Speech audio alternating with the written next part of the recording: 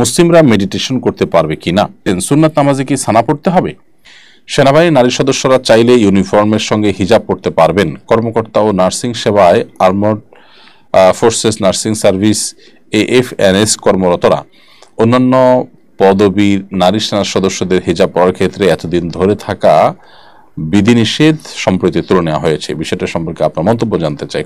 নামাজে ইমাম সাহেব রুকু হতে উঠে রব্বানা লাকাল হামদ বলবেন কি? আসসালামু আলাইকুম ওয়া রাহমাতুল্লাহি ওয়া বারাকাতুহু। আলহামদুলিল্লাহ ওয়াসসালাতু ওয়াসসালামু আলা রাসূলিল্লাহ বাদ। সুপ্রিয় দর্শক শ্রোতা ভাই বোন, দেশ কিংবা প্রবাস যে যেখান থেকে দেখছেন, আপনাদের সকলকে সাদর আমন্ত্রণ জানাচ্ছি। আপনাদের করা জীবন জিজ্ঞাসার উত্তর কোরআন এবং হাদিসের আলোকে দেওয়ার চেষ্টা করব। ওয়ামা তৌফিকি ইল্লা বিল্লাহ।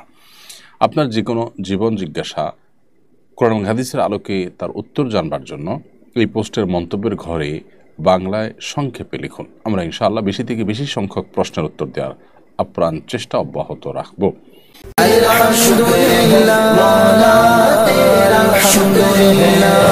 চলুন তাহলে আমরা প্রশ্ন উত্তরের আলোকিত ভুবনে প্রবেশ করি। ইতিমধ্যে অনেকগুলো প্রশ্ন আমাদের কাছে আমরা দেখতে পাচ্ছি। এর মধ্যে জাহির আহমেদ ভূঁইয়া লিখেছেন, নামাজে ইমাম সাহেব রুকু হতে উঠে রব্বানা লাকাল হামদ বলবেন কি? ইমাম সামি আল্লাহু লিমান হামিদাহ শুধু এটুকু বলবেন, আর মুক্তাদি বলবেন বাকি অংশ, অর্থাৎ রব্বানা ওয়ালাকাল হামদ হামদান কাসীরান তাইয়িবান মুবারাকান ফীহ, এটা বলবেন মুক্তাদি। এটা ইমাম সাহেব বলবেন না, কারণ নবী করিম সাল্লাল্লাহু আলাইহি ওয়াসাল্লাম এর সংক্রান্ত যে হাদিস বলেছেন সেখানে স্পষ্ট বলা আছে, ইযা ক্বালাল ইমাম সামি আল্লাহু লিমান হামিদাহ কুলু রব্বানা ওয়ালাকাল হামদ। অর্থাৎ ইমাম যখন সামি আল্লাহু লিমান হামিদা বলবেন তখন তোমরা বলবে রব্বানা ওয়ালাকাল হামদ। এখানে কিন্তু ডিউটি ভাগ করে দেওয়া হয়েছে যে ইমাম কতটুকু বলবেন, মুক্তাদিরা কতটুকু কখন বলবেন। এখান থেকে বোঝা গেল যে ইমাম সাহেব মুক্তাদিদের সাথে সাথে রব্বানা ওয়ালাকাল হামদ বা রব্বানা লাকাল হামদ বলার কোনো প্রয়োজন নেই। আর রব্বানা লাকাল হামদ এটি আমাদের সমাজে বহু প্রচলিত হলেও রব্বানা ওয়ালাকাল হামদ, আল্লাহুম্মা রব্বানা ওয়ালাকাল হামদ নানাভাবে কিন্তু বর্ণিত আছে। যে কোনো একটা পড়লে ইনশাআল্লাহ বিইذنিল্লাহ রুকু থেকে ওঠার তাসবিহ আদায় হয়ে যাবে। আল রাফাত আপনি লিখেছেন, সুন্নাত নামাজে কি সানা পড়তে হবে? হ্যাঁ ভাই আল রাফাত, সুন্নাত নামাজে কিন্তু আপনাকে সানা পড়তে হবে। সানা যেটি, এটি আসলে দোয়ায়ে ইস্তিফতাহ বা সালাত শুরু করার দোয়া। আপনি সালাত শুরু করছেন যেটা দিয়ে, আল্লাহ প্রশংসা দিয়ে শুরু করছে, এই জন্য সানা বলা হয় এটাকে। সানা মানে আল্লাহ প্রশংসা, আল্লাহর গুণকীর্তন।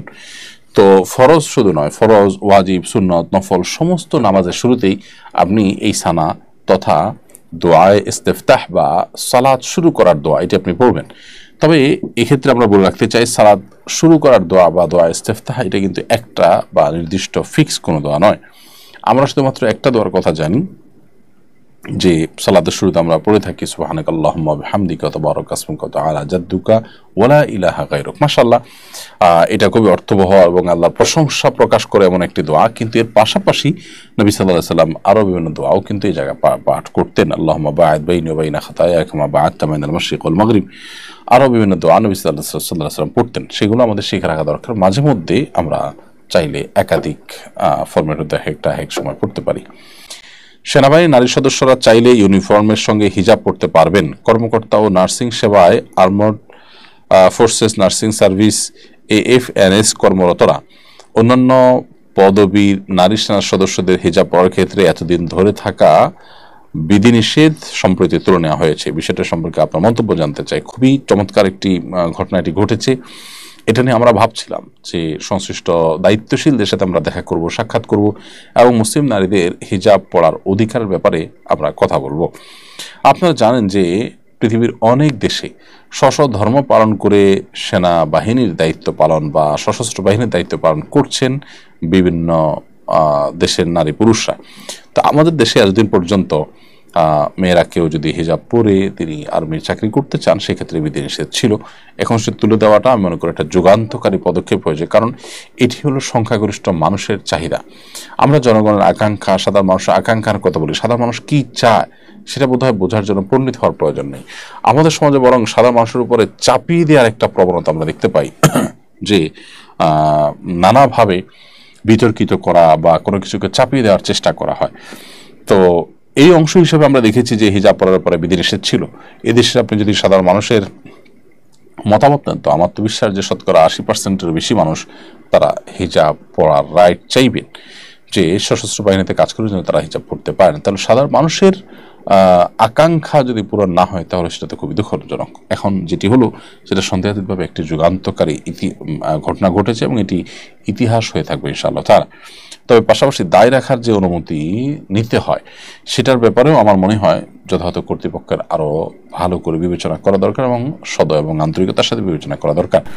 হ্যাঁ, এটা ঠিক যে গুলি করার জন্য বা রণাঙ্গনে কাজ করতে গেলে অনেক সময় দায়ে থাকতে অসুবিধা হয়। তো এরকম যদি পরিস্থিতি হয় সেই পরিস্থিতিতে দায় যেমন ছোট করার বা ফেলে দেওয়ার কিংবা কালো করার, সাদা দাড়িকে কালো করার এরকম সুযোগ রয়েছে।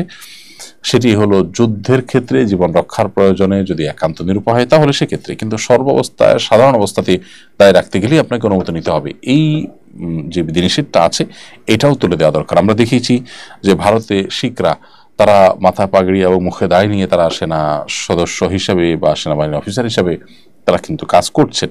পৃথিবীতে আমেরিকার মতো জায়গা আমরা দেখেছি যে সেখানেও কিন্তু এই জাতীয় অধিকার তারা আদায় করতে পারছে। সেখানে আমাদের দেশে কেন দাড়ি বা হিজাব পড়তে পারবে না? শুধু সেনাবাহিনীর মধ্যেই নয়, অন্যান্য সমস্ত জায়গাতেও নারীদের এই অধিকারটা নিশ্চিত করার জন্য আমাদেরকে কাজ করতে হবে। আল্লাহ তাআলা আমাদের সবাইকে সেই তৌফিক দান করুন। নিপুণ ফারহান আপনি লিখেছেন, মুসলিমরা মেডিটেশন করতে পারবে কিনা? মুসলিমরা মেডিটেশন করার বিষয়ে আমাদের শরঈ যে বিধান রয়েছে সেটি বলবার আগে আমরা মেডিটেশন সম্পর্কে একটু জেনে নিতে পারি। মেডিটেশন যেটি প্রচলিত আছে এটিকে কেউ কেউ ইসলামের মধ্যে একটা পরিভাষা রয়েছে বা মুসলমানদের মধ্যে একটা পরিভাষা প্রচলিত আছে যেটাকে মুরাকাবা বলা হয়। অনেকে এটাকে মুরাকাবার সাথে বা ধ্যানের সাথে তুলনা করে থাকেন। মূলত এই মেডিটেশন হিন্দুদের যে যোগ ব্যায়াম আছে সেখান থেকে এসেছে।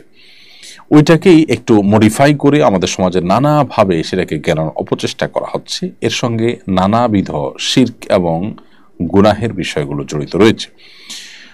মুসলমান তিনি তার জায়গা থেকে বিশ্বাসটা পরিষ্কার রাখবেন যে তার সকল কল্যাণ অকল্যাণের মালিক একমাত্র আল্লাহ রাব্বুল আলামিন, এবং আল্লাহ সুবহানাহু ওয়া তাআলার পক্ষ থেকে যে কল্যাণ অকল্যাণ মানুষকে স্পর্শ করবে সেটার জন্য মানুষ তার নিজের মতো করে সতর্ক থাকার চেষ্টা করবে যাতে অকল্যাণ তাকে স্পর্শ না করে, আর কল্যাণ পাওয়ার জন্য তিনি প্রচেষ্টা অব্যাহত রাখবেন। এর বাইরে আলাদা কোনো পদ্ধতি আধ্যাত্মিকতার নাম দিয়ে নানা নাম দিয়ে যেগুলো প্রচলিত আছে এগুলোর কোনোটি কথা ইসলাম বলেনি। হিন্দুদের যোগব্যায়াম, এই যোগব্যায়ামটাকেই শুধুমাত্র কিছুটা এদিক সেদিক করেই আমাদের সমাজে সেটিকে গেলানো হচ্ছে এবং কোয়ান্টাম মেথড বিশেষ করে এই জাতীয় ওই যোগব্যায়ামটাকে মেডিটেশনের নাম দিয়ে আমাদের সমাজে সাধারণ মুসলমানদেরকে দিয়ে করাচ্ছেন। তো হিন্দুদের যে সমস্ত রিচুয়াল আছে সেগুলো তাদের ধর্মের অংশ। আমরা সেটাকে মনে করতে পারি যে সেটা আমার একটা এক্সারসাইজ, অনেকে মনে করতে পারে যে এর ফলে তো আমার ভালো ফলাফল পাওয়া যায়। আমি জানি মেডিটেশন করে অনেকেই ভালো ফলাফল পেয়েছেন, বিশেষ করে আপনার কোয়ান্টাম মেথডের যে পদ্ধতিটা অনুসরণ করে অনেকে অনেক উপকার লাভ করেছেন। তো তাদেরকে আমরা বলতে চাই যে আসলে আপনি উপকার পেলেন কি পেলেন না সেটা চেয়ে বড় কথা হলো জিনিসটা বৈধ কিনা, ভালো কিনা।